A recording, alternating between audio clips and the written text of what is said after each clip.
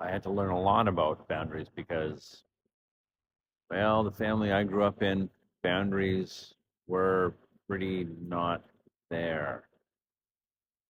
From what I understand, both my parents grew up with super rigid parent. Then I grew up in the 60s and 70s, and they just kind of let everything go. So I had to do a lot to really learn how, healthy boundaries actually help you. And my story of the terrible boundaries, and I love my mom. She had a big heart. Kind of lose it sometimes, but she had a big heart. And and so I'm 17 years old, got my first car, 1965 Buick Wildcat, awesome car. And it's at the bottom of the lane. The battery's dead, parked at the side of the road.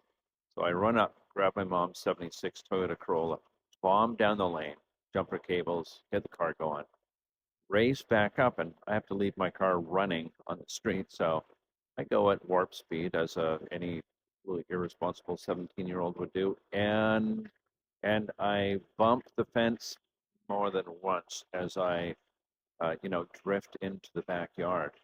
So I do what you would expect, which is run into the kitchen, drop the keys, and run back down to my car because it's running. Then I drive off and hang out with my buddies all afternoon. Yes, that's what I learned to do. If you avoid bad things, they'll go away. And in fact, my mom noticed her car, thought my older brother did it, completely lost it on him, then felt so awful afterwards that she never actually, she didn't talk to me about it. I didn't have to pay for the insurance or anything. And totally confirmed. Avoid things and everything will be fine. Whereas healthy boundaries would have been okay, well, if you wreck your mom's car, you have to pay for it and deal with all of that kind of stuff. So that would have been much better for me to learn, but clearly I didn't until much later in life. And now I have the happy experience of teaching people about boundaries because that's part of anger management.